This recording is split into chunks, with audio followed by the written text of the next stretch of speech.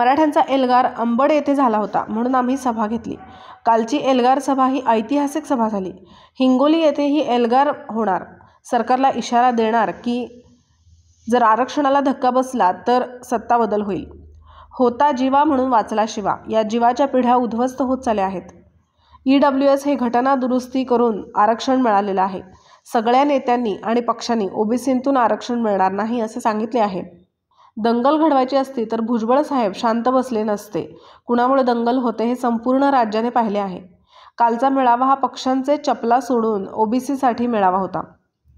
नेत्यांच्या अडचणी असू शकतात. वैयक्तिक अडचणींमुळे जर कुणी आले नसेल तर मेळावा काही थांबला नाही.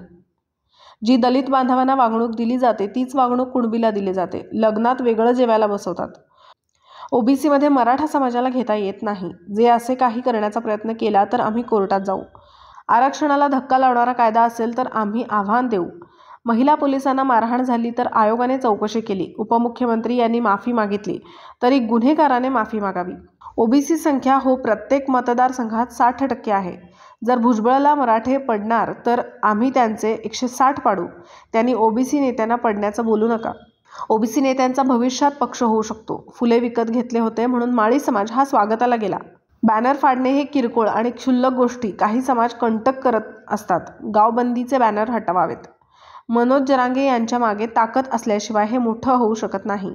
काही दिवसानंतर कळेल की जरांगे यांचे बोलावते धनी कोण आहेत. दंगलीमागील मास्टरमाइंड समोर यायला हवा. धनगर समाजाला आरक्षण घ्यायचं आणि तुम्ही त्यांच्याकडून बोलायचं ही जरांगे यांची भूमिका आहे. संभाजीराजे यांनी मराठा आरक्षणासाठी चळवळ सुरू केली आहे. संभाजीराजे यांनी कधी ओबीसीत घालावे अशी मागणी केली नाही. संभाजीराजे यांना विनंती, तुम्ही गादीचे वारसदार आहेत. भाजपने पंकजा मुंडे यांना का नाही पाठवला हा भाजपचा प्रश्न. पंकजा मुंडे यांना न पाठवता इतर भाजप नेत्यांना पाठवले. पंकजा मुंडे यांना सभेला का नाही पाठवले हे भाजपला विचारा. कोयता हा वंजारी समाजाचे जगायचे साधन, काठी हा धनगर समाजाचे साधन. धनगर समाजाचा प्रश्न की तुम्ही धनगर समाजाचा धनगर उल्लेख आढळला नाही. जी दलित बांधवांना वागणूक दिली जाते तीच वागणूक कुणबीला दिली जाते. लग्नात वेगळं जेवायला बसवतात.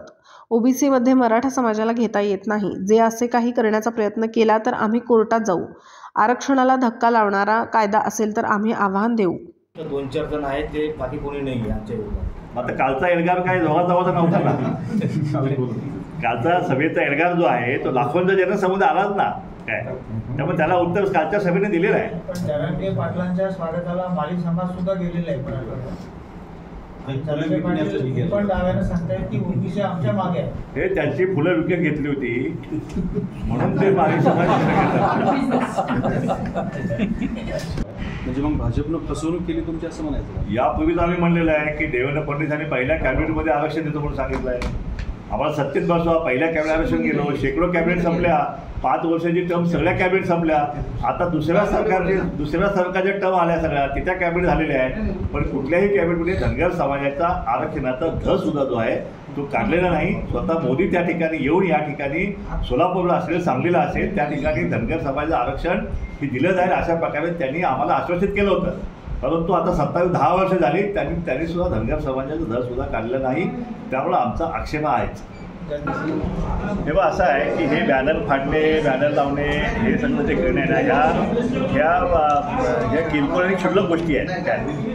आणि हे कुणाचं बॅनर कोण फाडत आहे आणि त्याच्यामुळं कसा काय सामाजिक तणाव निर्माण होईल अशा प्रकारे काही समाजघटना करत असतात ते. आणि त्यामुळं काल भुजबळ साहेबांनी स्वतः आवाहन केलेलं आहे की हे जे गावबंदीचे काय बॅनर लागलेले आहेत, बाकी काय असे जे तणाव निर्माण होणारे बॅनर आहेत हे बॅनर ताबडतोब हटवावेत अशा प्रकारची मागणी काल स्वतः आमच्या एल्गार सभेने केलेली आहे. ऑब्जेक्शन घ्यायचं नाही सुचलं का त्यावेळेस सभेत मराठी का घेतलेलं आहे ना, नाही बोललेले त्यांना घेतलेलं आहे. नाही बोललेलं भुजबळांच्या अध्यक्षतेखाली त्यावेळी ओबीसीसाठी मंत्रिमंडळ उपसमिती नेमली होती.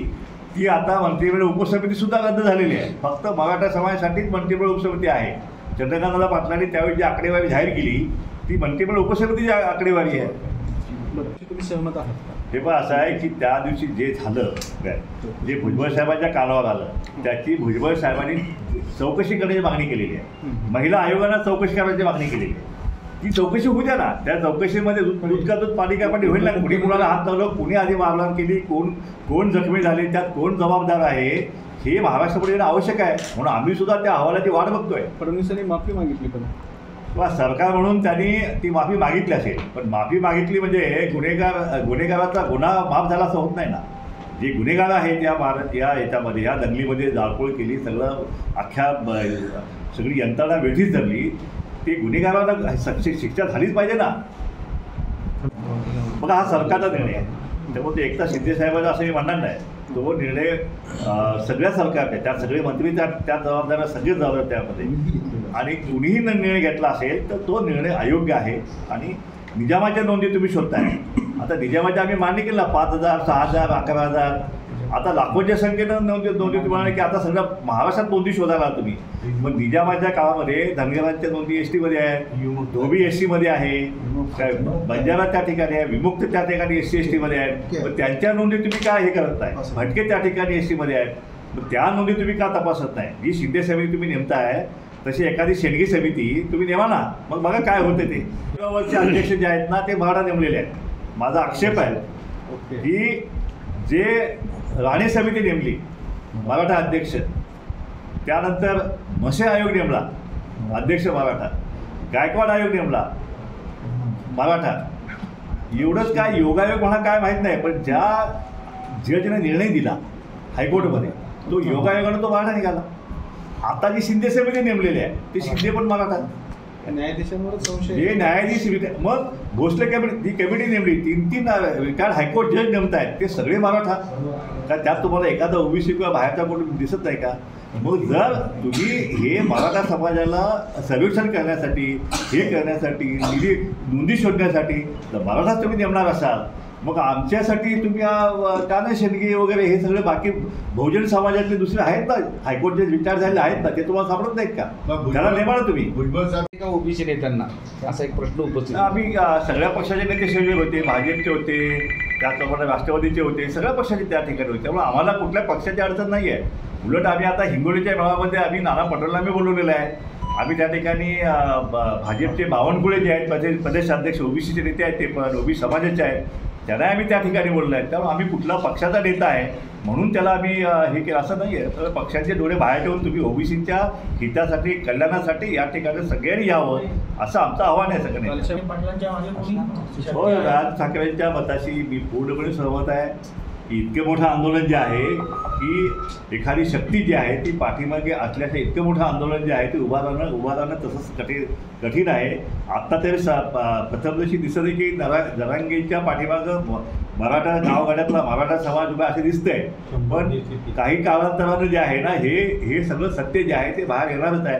आता आम्ही त्यावरती भाष्य करणार नाही, परंतु नक्कीच हे जे आहे या सगळ्या आंदोलनामागे कुणी बोलवता धनी आहे का हेही आपल्याला कळलेलंच आहे. जे हल्ले झाले जातात त्या हल्ल्यामागे अगदी नियोजनबद्ध हल्ले, पेट्रोल बॉम्ब घेऊन हल्ले, नंबर टाकून हल्ले, ह्याचं घर पेटवा, त्याचा हॉटेल पेटवा, आता त्याचा नंबर, आता ह्याचा नंबर, हे सगळं जे झालेलं आहे त्याचासुद्धा मास्टर माइंड जो आहे तो अजूनपर्यंत सापडलेला नाही.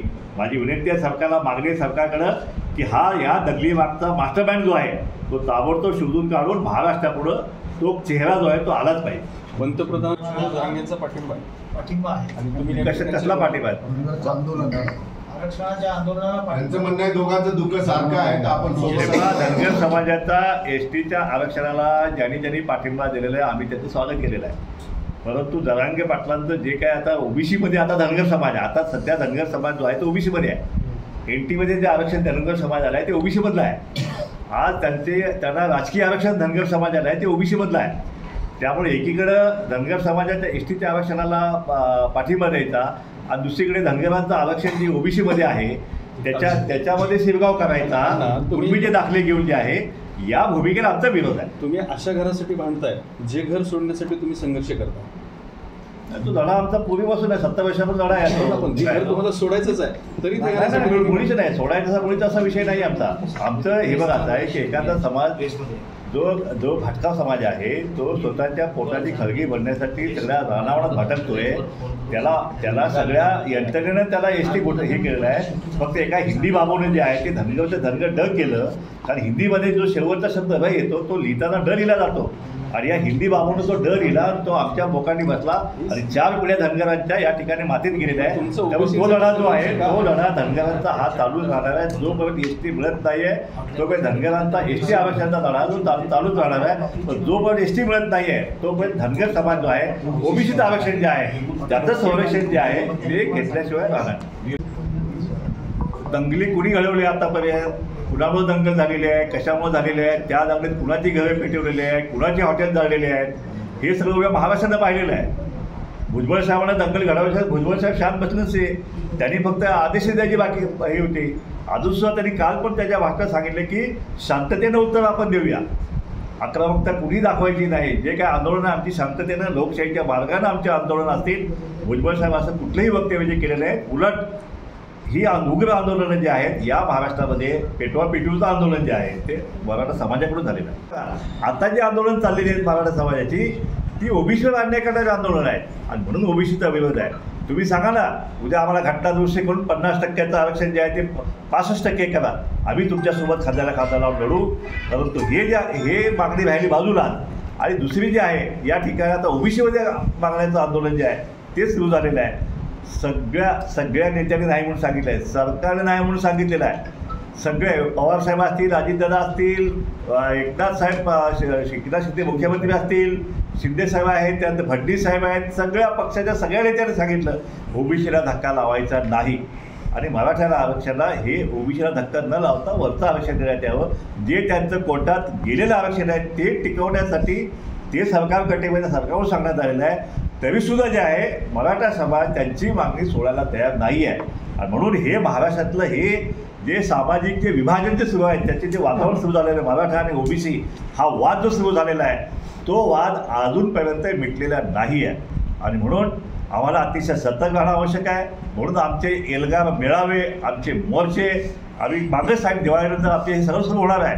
आणि आता पहिली सभा आता झालेली आहे, आता हिंगोलीची सभा, त्यानंतर पश्चिम महाराष्ट्रात आमचे 2 मोठे मेळावे त्यानंतर होणार आहेत. प्रत्येक तालुक्यातला जे आहे 25-25, 50-50 हजारचे मोर्चेसुद्धा प्रत्येक तालुक्यामध्ये या ठिकाणी होणार आहेत. या ठिकाणी आमचे कोकणातले नेते आमचे या ठिकाणी उपस्थित आहेत. चंद्रकांत बावकर साहेब, रत्नागिरीला सुद्धा आमचा महामेळावा जो आहे त्या ठिकाणी होणार आहे. या ओबीसी चळवळीतला पहिला मेळावा जो आहे, पहिला मोर्चा 1 लाखाचा रत्नागिरीने घेतला होता. आता पुन्हा त्याच्या दुप्पट जे आहे तो मेळावा जो आहे तो रत्नागिरीमध्ये सुद्धा आमचे कोकणी बांधव जे आहेत ते घेऊन हा कुणबी दाखल्यांचा जो हा सरकारचा प्रयत्न आहे किंवा मराठा सगळे मागणे आहे, ह्याला कोकणातला कुणबी समाज जो आहे पूर्ण ताकदीनिशी विरोध केल्याशिवाय स्वस्थ बसणार नाही आहे. सरकारने यापूर्वी भूमिका स्पष्ट केलेली आहे की आम्ही ओबीसी आरक्षणाला धक्का लावणार नाही. ही सरकारची भूमिका आहे, त्यात सगळ्या पक्षांची भूमिका आलेली आहे. त्यामुळं आरक्षणाला धक्का जो आहे ते लावणार नाहीत असं आश्वासन दिलं आम्हाला त्यांनी. पण जे सरकारकडून आम्हाला जे सांगण्यात आलेलं आहे की मराठा समाजाला आरक्षण जे कोर्टामध्ये टिकलेलं नाही आहे, सुप्रीम कोर्टामध्ये, ते आरक्षण टिकवण्यासाठीची प्रक्रिया जी आहे ती प्रक्रिया करून आम्ही मराठा समाजाला टिकणारं आरक्षण देणार आहे, कोर्टात टिकणारं आरक्षण देणार आहे, अशी भूमिका जी आहे ती राज्य सरकारची आहे. पण अधिवेशनामध्ये नवीन कायदा आणण्यासाठीचा विचार सुरू आहे असं कळतं. बघा, कुठलाही कायदा जर ह्या घटनेविरुद्ध असेल किंवा आमच्या आरक्षणाला धक्का लावणारा त्याच्यामध्ये काय एखादं कलम असेल तर त्या कायद्याला नक्कीच आम्ही आव्हान दिल्याशिवाय राहणार नाही. कुणबी बाबत हे बघा, जो शेतमजूर आहे, जो वेठबिगार आहे, जो शेतीमध्ये मोलमजुरी हमाली करतो तो कुणबी आहे. कुणबी हा शेतीचा मालक नाही आहे, हा शेतातला मजूर आहे. आणि त्याला तो मागास आहे, त्याला हिणवलं जातं. लग्नामध्ये त्याला बाजूला त्याची पंगत बाजूला बसवली जाते. म्हणजे दलित बांधवांना जी ट्रीटमेंट दिली जाते ती कुणब्यांना दिली जाते. आणि म्हणून नारायणाने आणि आपण कदवांची जर आपण बघितलं असेल की आम्हाला कुणबी हे आम्हाला ह्या 96 कोळी मराठ्यांना मुळीच मान्य नाही आहे, हे त्यांचे नेतेच म्हणत आहेत. बरं, याच मुद्द्यावर, याच पॉईंटवर जर तुम्ही विदर्भ, पश्चिम महाराष्ट्र आणि उत्तर महाराष्ट्रात जी कुणबी झालेली आहेत, ज्यांच्याकडे शेती आहेत, मग त्यांची शेती त्यांना नको आहे का? ती कुणबी नाहीत का? आता हे कुणबी जे दाखले शोधतायत ना त्यामध्ये आता मारवाड्यांचे पण निघाले. तुम्ही असं म्हणालात की ज्यांच्या नावावर शेती आहे असं नाही, जे शेतमजूर आहेत ते कुणबी आहेत असं तुमचं म्हणणं आहे. पण विदर्भ, कोकण, पश्चिम महाराष्ट्र नावावर शेती असून सुद्धा कुणबी आहे. मागासवर्ग ठरला पाहिजे कुणबी असला तरी त्यांच्या पॉईंटवरच म्हणतो सर. म्हणजे सामाजिकदृष्ट्या मागासलेपण जे आहे, सामाजिकदृष्ट्या मागासलेपण जोपर्यंत मराठा समाज सिद्ध करत नाही, त्यामुळे नुसतं सर्टिफिकेट घेऊन जे आहे सर्टिफिकेट घेऊन कोण मागास होत नाही आहे. सगळ्या आयोगाने त्यांना मागासलं नाही म्हणून सांगितलेलं आहे. सुप्रीम कोर्टाने मागासले पण नाही म्हणून सांगितलं आहे. त्यामुळे 50% आतमध्ये कुणबीचे दाखले घेऊन मराठा समाजाला प्रवेश करता येणार नाही, ओबीसीमध्ये जाता येणार नाही. त्यांना घ्यायचं असेल तर वरचं द्यावं. जर असं काय त्यांनी प्रयत्न केला तर आम्ही कोर्टामध्ये प्रत्येक GRला जो आहे तो आम्ही कोर्टामध्ये आव्हान दिल्याशिवाय थांबणार नाही. धनगरांची मागणीचा हा प्रश्न वेगळा आहे. त्यांना त्या प्रवर्गात टाका असं मुळीच म्हणायचं नाही. धनगर समाजाची मागणी काय आहे की आम्ही यापूर्वीपासून अगदी ब्रिटिश काळापासून अगदी निजामाच्या काळापासून आम्ही STमध्ये आहोत. फक्त या स्वतंत्र भारतामध्ये जी यादी निघाली शेड्यूल ट्राईबची त्यामध्ये 36 नंबरला धनगरच्या ऐवजी धनगर ड शब्द झाला गेला. आणि हा धनगर नावाचा जमात या देशामध्ये कुठंच अस्तित्वात नाही आहे. ह्या वरच्या 4 राज्यांनी सुद्धा सिद्ध झालेलं आहे. इथं सुद्धा विधानसभेमध्ये महाराष्ट्र शासनानं जाहीर केलं आहे की धनगर नावाचं कुटुंब या महाराष्ट्रात एक सुद्धा नाही आहे. उत्तरेतल्या 4 राज्यांनी निर्णय घेतलेला आहे की धनगर म्हणजे धनगर आहे आणि त्यांना सवलती चालू केलेल्या आहेत. शेड्यूल ट्राईब सवलत चालू केले आहे. मग महाराष्ट्र सरकार हा शब्द का स्वीकारत नाही आहे हा धनगरांचा प्रश्न आहे. आम्हाला कुठल्या वर्गात जायचं नाही आहे. त्याच धर्तीवर कुणबीचाही विषय तेव्हा कुणबी आणि मराठा हा विषय जो आहे तो फार वेगळा विषय आहे. आता आमचे कुणबी ते आमचे या ठिकाणी नेते आहेत त्यांनी स्पष्टपणे सांगितलेलं आहे की कुणबी आणि मराठा याचा रोटीबेटी व्यवहार होत नाही आहे. कुणबी हा तिथं एकदम क्षुद्र असा त्या ठिकाणी वावरतो आणि मराठा जो आहे तो जमीनदार आणि वतनदार जो आहे तो उच्च समाज आहे. कुणबी मग कशाला म्हणायचं? तुमची कुणबीची कन्सेप्ट काय? जी मराठा समाजाची जी कुणबीची व्याख्या जी आहे की जो शेतकरी तो कुणबी आणि जो कुणबी तो ओबीसी हा जो पॅटर्न जो आहे ह्या पॅटर्नला आमचा विरोध आहे. हे काही सत्य नाही आहे. काल ओबीसीच्या मेळाव्यामध्ये जायचं कुणी हे पक्षाने आधीच ठरवलं होतं असं त्यांचं स्पष्टीकरण आलेलं आहे. त्यामुळं अडचण होती काय पक्षाला असं बोललं जातं? बघा असं आहे हा भाजपचा अंतर्गत प्रश्न आहे. ह्याच्याविषयी मी काही जास्त बोलू शकणार नाही. आता त्यांचं ट्विट आलेलं आहे की भाजपकडून दुसरे नेते पाठवलेले आहेत म्हणून ते आलेले नाही आहेत काय. त्यामुळं हा भाजपचा अंतर्गत प्रश्न आहे. कुठल्या नेत्याला पाठवायचं कुठल्या नाही पाठवायचं. पण एकत्रित कालचा मेळावा होता तो पक्षीय दोरे बाहेर ठेवून फक्त ओबीसीसाठी सगळ्या नेत्याने एकत्र येण्याचा हा मेळावा होता. पण ओबीसी नेते जर प्रमुख राज्यातले प्रमुख ओबीसी नेते इथं उपस्थित नाही राहू शकले तर तो ओबीसीचा सगळ्यात पक्षांच्या ओबीसीचा मेळावा कसं म्हणतोय? बघा असं आहे की ह्या मराठा आंदोलनाच्या पार्श्वभूमीवर इतकी मोठी दहशत जी आहे ती महाराष्ट्रामध्ये झालेली आहे. आमच्या काही नेत्यांच्या काही अडचणीसुद्धा असू शकतात. त्यामुळे आम्ही काही ते जास्त मनावर घेत नाही आहे. कुणा एका नेत्याची वैयक्तिक समजा एखादी अडचण असेल आणि त्यामुळे एखादा नेता येऊ शकणार नसेल तर त्यामुळे आपली चळवळ थांबणार नाही आहे. चळवळ चालणारच आहे. कालचं धनंजय मुंडे पण आले, मेळावा होता. धनंजय मुंडे पण आले. धनंजय मुंडेंना माझ्या मते आमंत्रण ह्या मेळाव्याचं नव्हतं अशी माझी माहिती. आम्ही त्यांना बोलत नव्हतं. हा जो मेळावा होता हा मेळावा ओबीसी नेत्यांचा होता का सगळ्या पक्षांच्या नेत्यांचा होता असा प्रश्न निर्माण होतो. कारण पंकजा मुंडे म्हणाल्या की भाजपनं अधिकृतपणे 3 नेत्यांना त्यांच्या मोर्चासाठी कालच्या मेळाव्यासाठी पाठवलं होतं.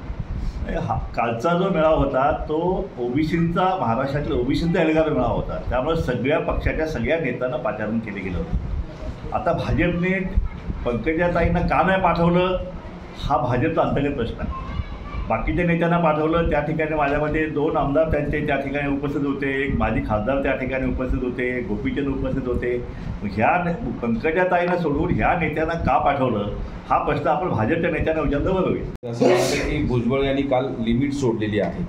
ज्यावेळेस मी पहिल्यांदा भुजबळांना भेटलो होतो तेव्हा असं वाटलं होतं की शाहू महाराजांचे ते चांगले अभ्यासक आहेत. मग आता मला पश्चाताप होतोय आणि आता भुजबळांनी काल तर लिमिटच सोडलं असं म्हणतो. कोण म्हणले असं? छत्रपती संभाजीराजे.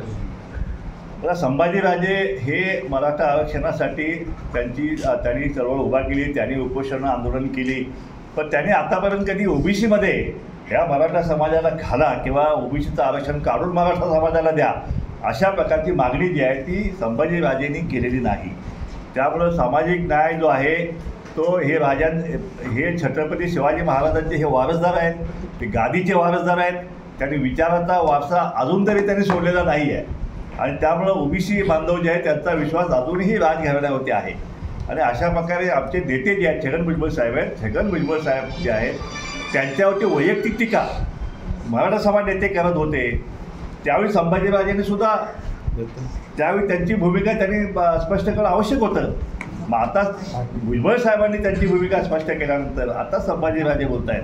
संभाजीराजेंना माझी विनंती आहे की आपण छत्रपती महाराजांचे आपण गादीचे वारसदार आहे, विचारांचे सुद्धा वारसदार जे आहे आपण असायला पाहिजे आहात, अशी आमची भूमिका आहे. आणि त्यामुळं ओबीसी नेत्यांच्यावरती एखादी भूमिका जर स्पष्ट केली असेल तर त्या बाबतीत काय वाईट वाटून घ्यायला नको अशी आमची त्यांना विनंती आहे. राज्यातील मराठा आरक्षणानं जे उग्र रूप धारण केलं होतं आणि त्याच्यामध्ये आमदारसारखे लोकप्रतिनिधींची सुद्धा घरं, बंगले आणि मोठमोठ्या ओबीसीच्या नेत्यांची सुद्धा कार्यालय, त्याची हॉटेल्स हे जाळण्यात आली आणि त्यामुळं एक अतिशय दहशतीचं आणि भीतीचं वातावरण जे आहे ते या वाड्या वस्त्यावरच्या सगळ्या आमच्या ओबीसी बांधवांच्या मध्ये एक भीतीचं वातावरण त्यावेळी निर्माण झालं होतं.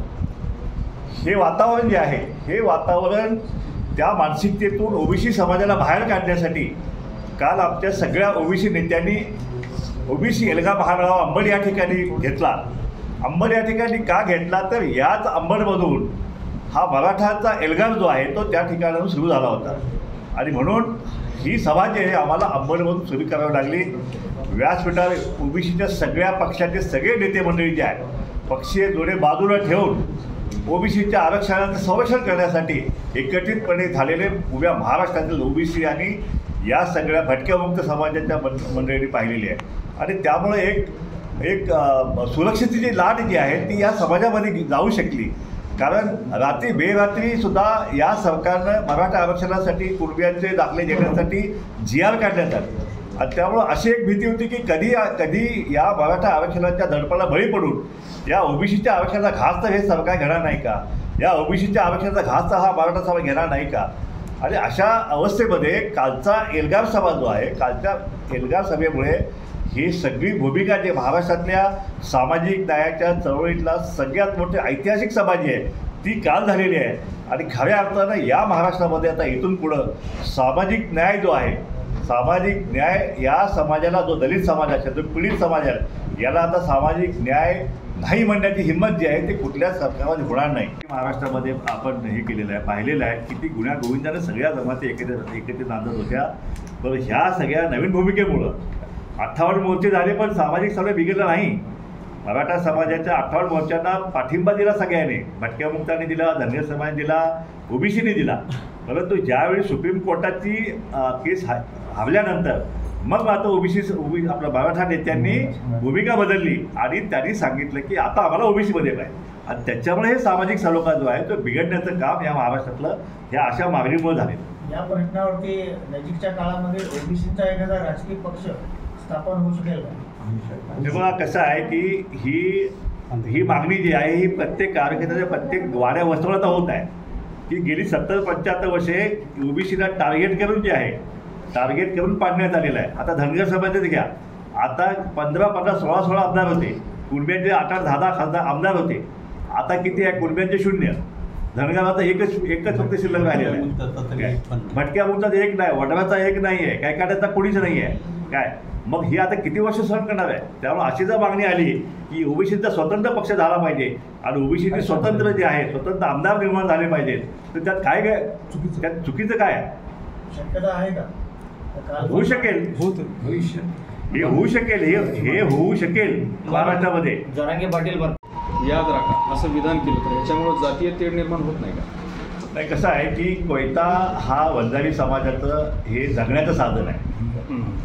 नंतर धनगर समाजाचं काठी आहे, त्या धनगर समाजसुद्धा ऊस तोडलेला जो जातो तो पण कोयता घेऊनच जातो ना.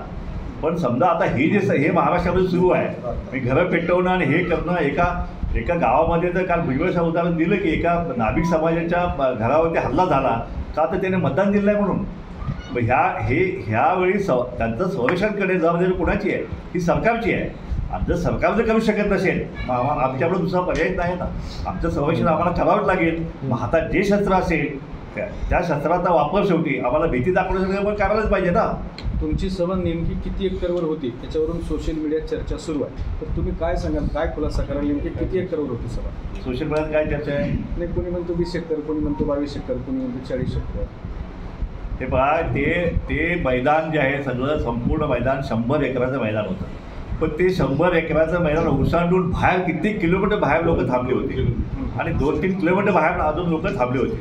आणि आमच्या ह्या समाज आहेत एकरात बिकरात पोहोचता येणार नाही आहे काय. आमची गर्दीचे आमचे उच्चांक जे आहेत ते अजून होणार आहेत.